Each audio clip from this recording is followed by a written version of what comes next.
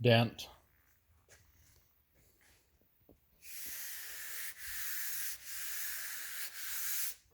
We were able to get the high spot out because it's already been filled. Go figure.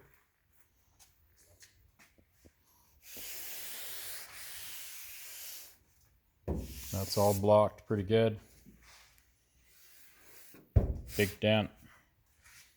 Really big dent, really deep, with filler in it.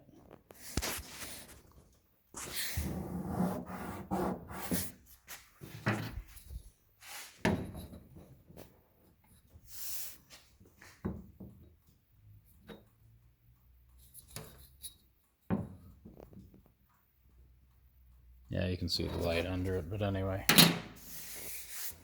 This is where all the little creases were. We just hit them with a grinder so we can find them all. But at this point, I'm probably going to go past that, bring the filler down, do this whole quadrant, and just block it into the hood. It is nice and straight right here. So there's a little bit of fill here, but then from here over, we'll just flood it. And then, of course, there's the odd little chip like that. That's for the nose. I just blocked it in, blocked it out. Primer will fix the rest of that. Some high build. Somewhere in the middle, there was a little bit of an indent. It seems to be gone. So when I do the peak of the hood, I'll take my filler primer, the high build, all the way back, 3 coats. So then what I can do, however I block the peak, I can do that all the way back and hopefully it'll all look about the same. Big dent right here. Dent right here. Dent right there. Oh, that was some chipping or whatever that was. Dent right there. I just ground in a little farther to make sure we could get into the dent and see it. This was all creased, rippled in here. Dent right there. And again, you got bare metal right here, and then here there's a dent that's filled with Bondo. We have that nice and smooth now, so that one will be fine. Oh, and then there was that dent was up here on top of this scoop. The other little ones we were able to block out in the existing white. So the white was nice and thick. We sanded a lot of it off, but we were able to use it after we took the shine off it. Got a Durablock going. Got the little round one over there, so you can get up into these, that, up there.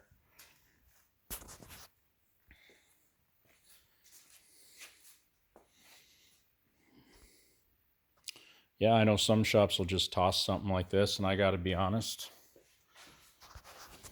I probably shouldn't have done this hood on this job because it's rough, which isn't a big issue, but I was told, and this is my fault because I said, yeah, okay, send it. But I was told that, hey, I've got 3 perfect hoods. This is not a perfect hood. This is a hood that not only was aftermarket, painted and put on a car, but it was definitely known that this saw a lot of body work. This right here is quite deep, and it's already been filled. And as you drive and move, the hood's rippling down. I believe the ripples and some of the dents were added, but I believe the amount of filler that's in this, like, I can't believe how deep that is. In my opinion,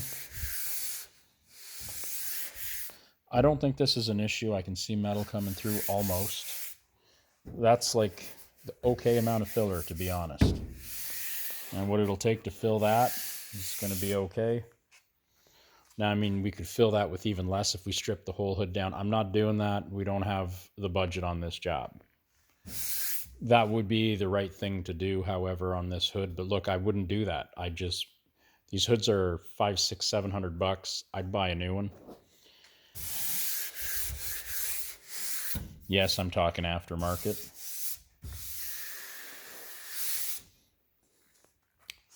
But anyway, so the decision was made. What we're going to do is fill all the spots. And basically I might put a thin coat, like I say, that whole quadrant in here. Fill all the other little spots, block them in. And what I like to do is I'll block them until they're just about perfect, because if you keep going too far, you'll end up sanding it out. So we'll get it to where it's like this one, just about perfect. But then when we do our high build, you can block that, well, perfect enough. So the hood's going to turn out nice. It just sucks that here we've got, a few hours of work that we didn't plan on.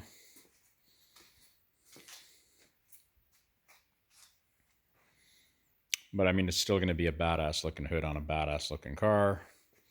And then I went ahead and did something else that I wasn't going to do.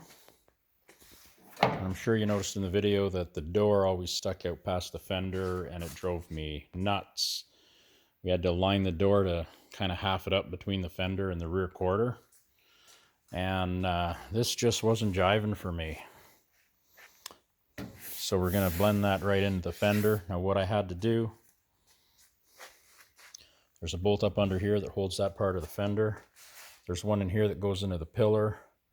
I was able to shim that out, knock the fender in, and kind of twist it until it was close enough that we could put some fill in it. And it'll be okay-ish. Right here, the fender dips down a bit, but you used to have like a sliver effect when you looked at the car here from the front, where now that's going to run off almost perfect. Some of the sliver you can see is just where the paint come off. You can see where the paint down there, when I come over here, the paint kind of makes it look worse than it is. But I ran the sander straight across it, so it's going to be good. It's still going to match pretty decent. It's pretty good this way. The fender, if anything, is out just a touch, but mostly we were able to kind of leave it bolted to the car, take the corner and pull it out, play with it, and kind of get it to twist so that these planes were close enough.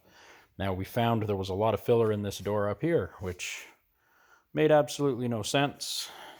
So we blended it in, blocked it in, and refilled it just so that I can get a nice sand on that and make this smooth.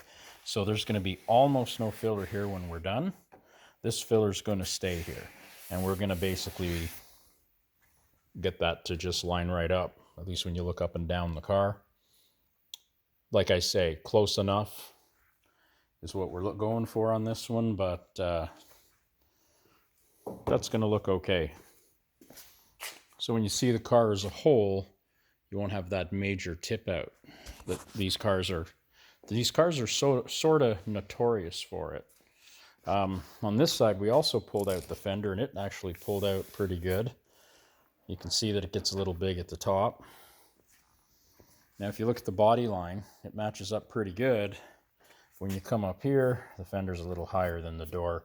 Now, the way to correct that would be to fill this with filler, and you can block it in, make it disappear into that body line. But without me walking right up and showing you, when the car's all white, you don't notice that one. So we've got it out enough. We're just painting that right as it is. You can see where we took some fill out of that edge there and blocked it in. So that's going to be fairly smooth. Like, this car was a little bit wavy. Being white, it wasn't really noticeable. But we've taken most of that out. So, I mean, we're not making a super crazy Uber show car out of this. We're just doing something decent for weekends and whatnot. Again, you see stuff looks wrong to some degree. You probably want to fix it. And I'm probably going way over budget on what I should be doing to this car, but that's okay. We're also going to put a little bit of filler right here, because the body line was nice and there it became weak, like it was over sanded. So we're going to put a bit of fill there, and I'm going to fix that body line. I just feel like we might as well fix it while we're at it, because we fixed the sail panels, we fixed a lot of stuff. You can see some different fillers in there, but that's all nice and smooth now. Anyway, that's the update on this one for now. Cheers.